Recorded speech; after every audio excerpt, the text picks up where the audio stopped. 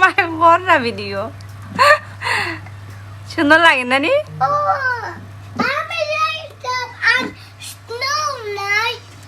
হ্যাঁ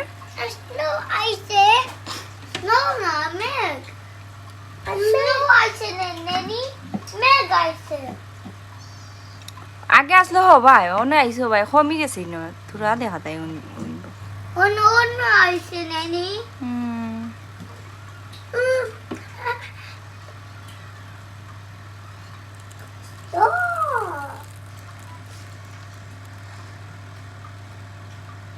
সুন্দর লাগে যে বাতাস দের কিতা গাছে বোঝা যায়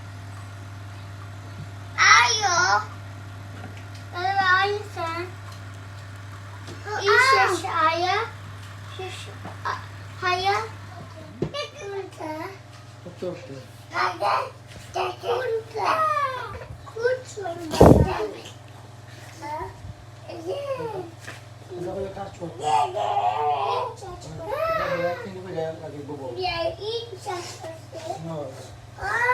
আমি দেখছি না বাবা আমি দেখছি না বাবা আমি সাহায্য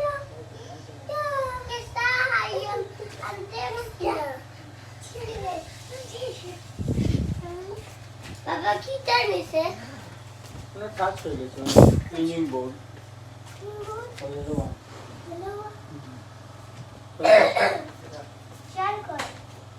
জান্নাত লোক কাজ করতে ঠিক আছে বাবা আমি কি মাছ খাইতাম না কি আইতাম না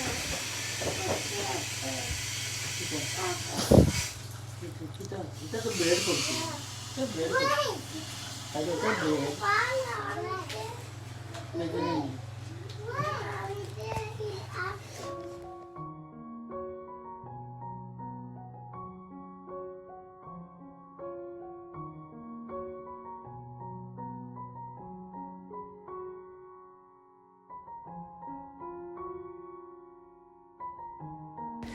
আসসালামু আলাইকুম আমি জামিলা ইউকে থেকে বলছি কাছে কিবা দূরে দেশ এবং দেশের বাইরে যে যেখান থেকে আমার ভিডিওটা দেখছেন আশা করছি আল্লাহর রহমতে আমার প্রিয় আপুরা ভাইয়ারা সবাই ভালো আছেন আমিও এদিকে আলহামদুলিল্লাহ আপনাদের দোয়ায় আমার ফ্যামিলি নিয়ে অনেক ভালো আছি আবারও নতুন একটা ভিডিও নিয়ে আপনাদের মাঝে ফিরে এলাম জামিলা ইউকে চ্যানেল থেকে আপনাদেরকে আবারও স্বাগতম ভিডিওটা না টেনে প্লিজ পুরো ভিডিওটা দেখুন ইনশাআল্লাহ ভালো লাগবে ভিডিওটা দেখতে দেখতে যদি কোনো অংশ ভালো লেগে যায় তাহলে একটা লাইক দিবেন প্লিজ আপনার একটা লাইকেই পারে আমার ভিডিওটা আরও 10 জন বন্ধুর কাছে পৌঁছে দিতে যারা লাইক দিয়েছেন সাবস্ক্রাইব করেছেন আপনাদেরকে অসংখ্য অসংখ্য ধন্যবাদ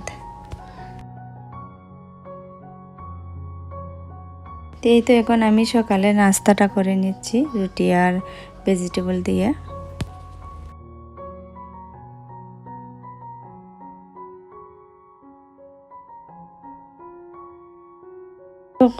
কয়েকদিন আগে একটা নিউজ দেখেছি খুবই কষ্ট লেগেছে নিউজটা দেখে তো একজন বোন অনেক কান্নাকাটি করেছিলেন তো বোনটার একটা সন্তান চুরি হয়ে গেছে তো বোনটা বাপের বাড়ি এসেছে বেড়াতে আসার পরে ঘরে রাতে যখন ঘুমিয়েছিল তখন মাঝরাত ঘুমান্ত অবস্থায় শিশুটাকে কে জানি চুরি করে নিয়ে গেছে আর মা কিছুই টের পায়নি আর মায়ের যে মা বাবা আছে তারাও কিছু বুঝতে পারেনি আর যে নিয়েছে তাদের ঘরটা ছিল মাটির ঘর তরজা দিয়ে ওয়াল ছিল আর নিচদার ছিল মাটি হাফ ওয়াল ছিল মাটি আর শিং কুড়ে মাটি কুড়ে রুমের যে নিচের মাটি ওই দিক থেকে বাহির থেকে শিং কুড়ে কীভাবে জানি ভেতরে ঢুকে বাচ্চাটাকে ঘুমন্ত অবস্থায় নিয়ে গেছে বাচ্চাটার বয়স ছিল 6 মাস তো 6 মাস বয়স ছিল কিন্তু মার পাশেই শুয়েছিল কিন্তু মা একটুকু বুঝতে পারেনি আর বাচ্চার মা তো ঘুমালে আসলে অনেক টায়ার্ড থাকে বাচ্চার মা তারা। আমরা তো সবাই জানি বাচ্চারা যখন হয় আসলে রাতে ঘুম একটু কমই হয়, মাঝরাতে অনেক ঘুম লেগে যায়, তখন কিন্তু কিছু বলা যায় না, বাইরে কি হচ্ছে কি না শোনা যায় না, কারণ তখন আমরা মায়েরা কিন্তু অনেক ডিপ ঘুমে চলে যাই। তো এই বোনটাও অনেক ঘুমিয়ে পড়েছিল, ডিপ ঘুমিয়ে চলে গিয়েছিল, বাইরে কি হচ্ছে কিছু বুঝতে পারছিল না। আর বোনটার মা বাবাও ছিল একটু বৃদ্ধ, তেমন একটা বয়স নয় এরকমই, তো তারাও আসলে বুঝতে পারেনি। আর যেহেতু মাটির ঘর বাইরে থেকে খুঁজেছে, একটুকু টের পায়নি তারা। আর মাঝরাত দেখলাম যে মাঝরাতেই বাচ্চাটাকে নিয়ে গেছে, কিন্তু মা বুঝতে পারেনি। আর মায়ের সকালে যখন ঘুম ভেঙেছে 2-3 ঘন্টা পরে ও বোনটার বাবা রুমে এসেছিল, 2টা রুমই ছিল তাদের। রুমে আসার পরে দেখছে বেটে নাতি নেই।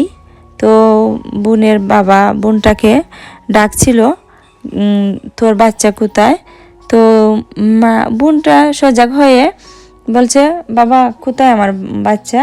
আর ওই বাবাটা বলছে, আমি তো বলছি তোর বাচ্চা কোথায়, তোর কাছে তো নেই, বেটোয় নেই, বেটো নাই, বাচ্চা কোথায় গেছে, কে নিয়ে গেছে? এখন তো তারা তাড়াহুড়া করে খুঁজতে খুঁজতে পাগল হয়ে যাচ্ছে। আর মা চারিদিকে খুঁজতেছে, এই বাড়ি সে বাড়ি। আর বোনের মা বাবা ভাই বোন সবাই খুঁজেছে, সারাটা রাত তারা খুঁজেছে কিন্তু পায়। কিভাবে যে নিয়ে গেল কেউই বুঝতে পারেনি। আর সকালে তো অনেক মানুষ, সারা গ্রামের মানুষ জমা হয়ে গেছে। তো সবাই বলছিল কি হয়েছে, তো যখন সবাই শুনতে পেল বাচ্চাটা চুরি হয়ে গেছে, এত ছোটো বাচ্চাটা কে ঘর থেকে নিয়ে গেল।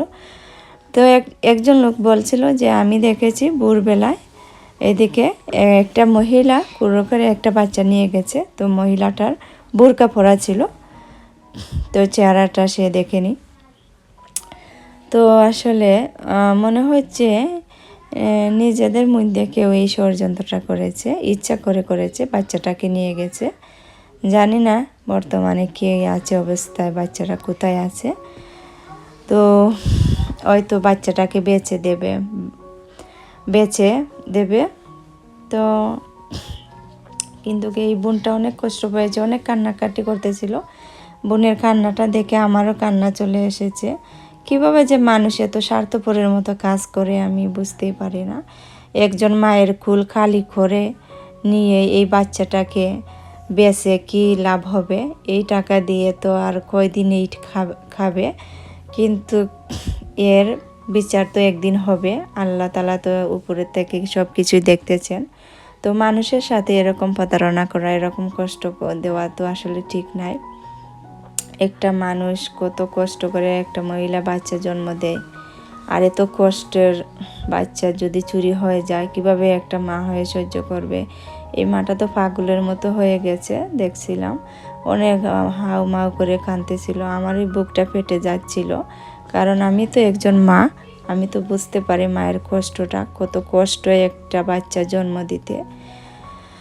তো বোনটার দিকে তাকিয়েছিলাম, অনেক দোয়া করেছিলাম আল্লাহ যত বোনটাকে কষ্ট ধৈর্য ধারণ করার ক্ষমতা দেন, এটা এতটুকুই। তো জানি না এই বাচ্চাটাকে পেয়েছে কিনা বোন। তো আমি কয়েকদিন আগে এই ইউটিউবে এই নিউজটা দেখেছিলাম, ভাবলাম আপনাদের সাথে একটু শেয়ার করি।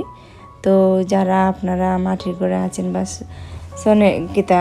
কাঁচা ঘরে থাকেন বা ওয়াল পাকা ঘরেই থাকেন, প্লিজ আপনারা একটু সাবধানে থাকবেন, বাচ্চাদেরকে একটু দেখাশোনা করবেন, খেয়াল রাখবেন বাচ্চাদের প্রতি। আর এখন তো প্রায় শোনা যাচ্ছে বাচ্চারা নাকি চুরি হয়ে যাচ্ছে। আর এসব কি হচ্ছে বাংলাদেশে বুঝতে পারছি না, কেন কিভাবে যে বাচ্চারা চুরি হয়ে যাচ্ছে। গতকালও একটা নিউজ দেখেছি, অনেকগুলো বাচ্চা চুরি হয়ে গেছে। তো আপনারা একটু সাবধানে থাকবেন, বাচ্চাদেরকে দেখে রাখবেন। আর বাংলাদেশে তো অনেক গ্রামে যারা থাকেন, অনেক বাচ্চারা তো খেলাধুলা করে বাহিরে, মা বাবা তেমন একটা খোঁজখবর নেয় না আসলে। তখন সেখান থেকেই কিন্তু বাচ্চারা যারা বাচ্চা চুরি করতে আসে, সেখান থেকে খেলা থেকে চকলেট সুইট দেখিয়ে বাচ্চাদেরকে কিন্তু নিয়ে যায়। তো প্লিজ আপনারা সতর্ক থাকবেন। তো ভুল ত্রুটি হলে ক্ষমার দৃষ্টিতে দেখবেন। তো এই গল্পটাই আসছিল। আর এখন আমি একটা কফি বানাবো, রান্না বান্না শেষ করে দুপুরে খাওয়া দাওয়া করেছি। এখন ছিল বিকালি টাইম, তো কফি অনেক দিন পরে কফি জানে যাচ্ছে খাবো। তো এখন আমি কফিটা রেডি করে নিচ্ছি, তো কফি খাবো।